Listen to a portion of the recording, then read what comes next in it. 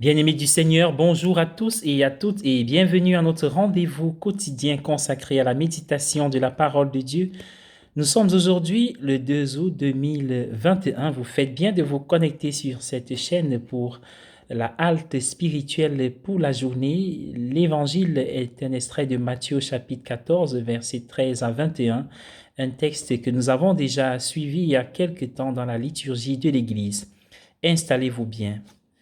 Oui, ils ont même parlé contre Dieu. Ils disaient, est-il possible que Dieu prépare une table dans le désert?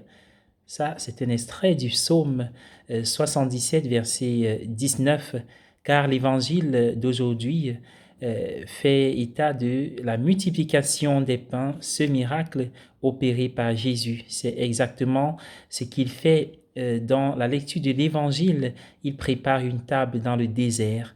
Il produit de l'abondance, et plus que de l'abondance, dans un lieu de grande pénurie. Mais comment s'y prend-il? Saint Jean Chrysostome, vers le 4e, 5e siècle, a écrit: Observez la sagesse du Maître. Il ne leur a pas dit, je leur donnerai à manger, mais donnez-leur à manger. Le maître a accepté leur maigre contribution, il n'a pas mis leur don de côté, mais l'a utilisé. Un autre auteur ancien a dit, il n'a pas créé de nourriture alternative.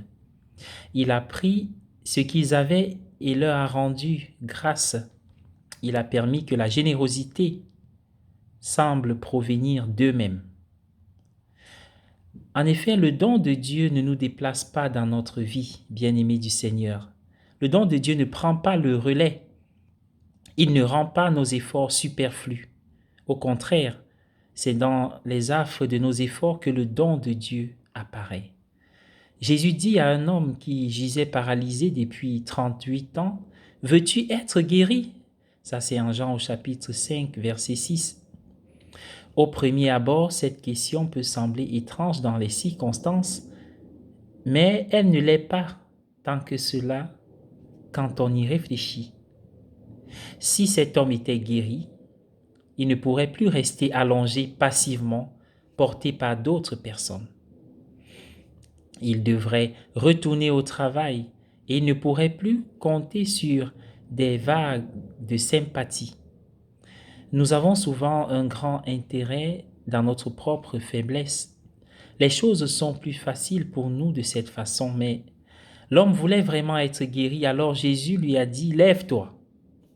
Cela aussi semble étrange au premier abord. Se lever était la seule chose qu'il ne pouvait pas faire. Pourquoi aurait-il passé 38 ans allongé s'il pouvait se lever?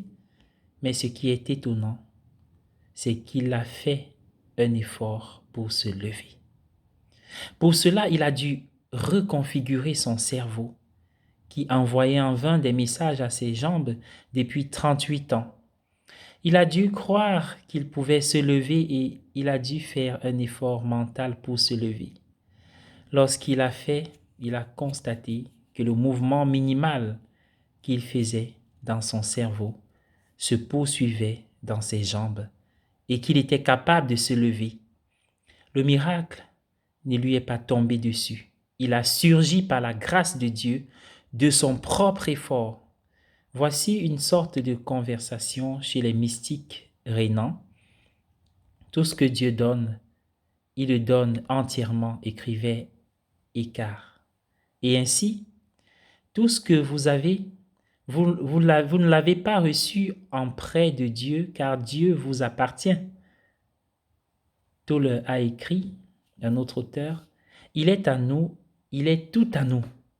Et quelqu'un d'autre a ajouté, et donc, tout ce que vous l'obtenez de vous-même. Tout cela, bien sûr, n'est pas pour diminuer la part de la grâce. Au contraire, cela rend la grâce d'autant plus subtile et merveilleuse. Nous sommes respectés et honorés par Dieu, et non pas humiliés et déplacés par le fait que nous n'avons pas la main sur nos propres affaires. Comme il est difficile de donner quelque chose sans humilier celui qui le reçoit. J'ai entendu un jour un saint homme dire, lorsque vous donnez quelque chose, vous devez le faire avec une telle humilité que le destinataire vous pardonne de l'avoir donné.